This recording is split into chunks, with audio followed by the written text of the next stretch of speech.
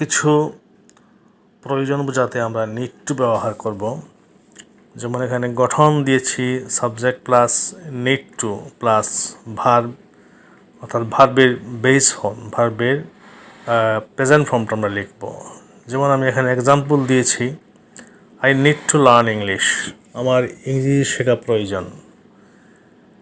পরবর্তী, আমার একটি বই কেনা প্রয়োজন, I need to buy a book.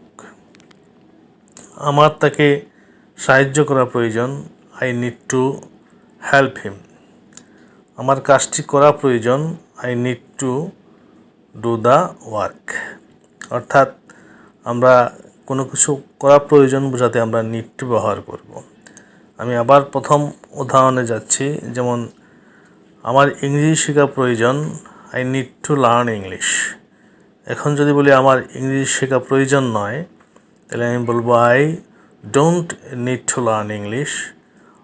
আমি যদি বলি আমার কি ইংরেজি শেখা প্রয়োজন, তখন আমরা ডু সামনে নিয়ে আসবো। Do I need to learn English? আমার কেন ইংরেজি শেখা প্রয়োজন? Why do I need to learn English? একইভাবে যদি আমরা দ্বিতীয় উদাহরণে যাই, যে আমার একটি বই কেনা প্রয়োজন, I need to buy a book. যদি বলি আমার বই কেনা প্রয়োজন না, আমি বলবো I don't need to buy a book. আমার কি একটা বই কেনা প্রয়োজন? প্রশ্নবোধক করলে আসবে do I need to buy a বুক।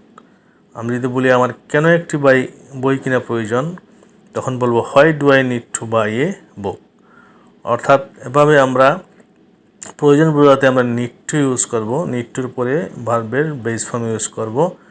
আর নাবোধক করলে আমরা ডোন্ট নিড টু, আর প্রশ্নবোধক করলে do I need to, do you need to, এভাবে আমরা ইউজ করতে পারি। নিড টু আমাদের খুব বেশি প্রয়োজন। রুল 2 দিয়েছি, যে কোনো কিছু করতে সমস্যা হচ্ছে, এই ধরনের কিছু বোঝাতে আমরা কি ইউজ করি, যেটা I am having a hard time. I am having a hard time plus ভার্বের সাথে আইএনজি আমরা ইউজ করব। আইএনযুক্ত ভার্ব ব্যবহার করব। এখানে আমি গঠন দিয়েছি, যেমন I am having a hard time plus আইএনযুক্ত ভার্ব। কিছু উদাহরণ দিয়েছি। প্রথমে আমি ইংরেজি বাক্য দিয়েছি, যেমন I am having a hard time. I am having a hard time, এবারে ভার্বের সাথে ING. I am having a hard time understanding my friend. অর্থাৎ আমার বন্ধুদের বুঝতে আমার সমস্যা হচ্ছে। পরবর্তী, যে I am having a hard time downloading songs. অর্থাৎ আমার গানগুলো ডাউনলোড করতে সমস্যা হচ্ছে। অর্থাৎ I am having a hard time, এরপরে আমরা যে কাজটা করব, সেই ভার্বের সাথে আমরা আইএনজি যোগ করব। তাহলে একইভাবে আমরা নেগেটিভ ইন্টারোগেটিভ বাক্যগুলো করতে পারি। যেমন I am having a hard time downloading songs, অর্থাৎ আমার গানগুলো ডাউনলোড করতে সমস্যা হচ্ছে। যদি বলি আমার গানগুলো ডাউনলোড করে সমস্যা হচ্ছে না, তখন বলবো I am not having a hard time downloading songs. আমার কি সমস্যা হচ্ছে গানগুলো ডাউনলোড করতে? তখন আমরা এমটা সামনে নিয়ে আসবো।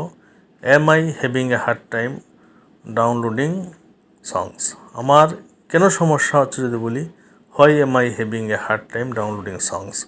অর্থাৎ আমরা যদি জাস্ট অ্যাফার্মেটিভ সেন্টেন্সটা করতে পারি, I am having a hard time plus ভার্বের সাথে আইএনজি যোগ করি, তাহলে আই এম নটও আমাদের দ্বারা বলা সম্ভব হচ্ছে, এমআইও বলা আমাদের দ্বারা সম্ভব হচ্ছে। হোয়াই এম আই, কেন, কোথায়, কিভাবে আমরা যেটা ইউজ করি সেটা আমরা ব্যবহার করতে পারব। এখন আমি এখানে এগুলা শেখার পরে উপরে যে লেখা অংশে যেখানে ভিডিওর পূর্বে লিখে দেওয়া হয়েছে, সেখান থেকে আমি বলবো সবাইকে সেগুলা পড়ে ফেলার জন্য এবং মুখস্থ করে নিয়ে আসার জন্য। নিজে নিজে বিভিন্ন ভার্ব নিয়ে বাক্যগুলা, আরও কিছু বাক্য নিজেরা প্র্যাকটিস করবে। স্পিকিং আনতে হলে আমাদেরকে প্র্যাকটিস করতে হবে, নিজে নিজে বলতে হবে।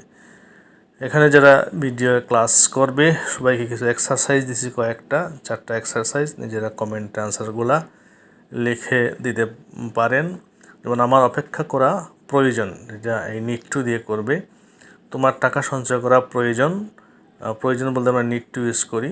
3 নম্বর 1-2 ইংরেজিতে, 3 বাংলা, 3-4 বাংলা দেওয়া হয়েছে।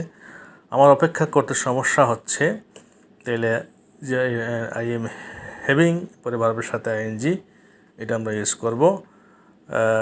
এরপরে আমার কাজটি করতে সমস্যা হচ্ছে, আমরা স্ট্রাকচার মতো আমরা বাক্য তৈরি করব। ধন্যবাদ। পরবর্তী ভিডিওগুলোতে সাথে থাকবেন অবশ্যই।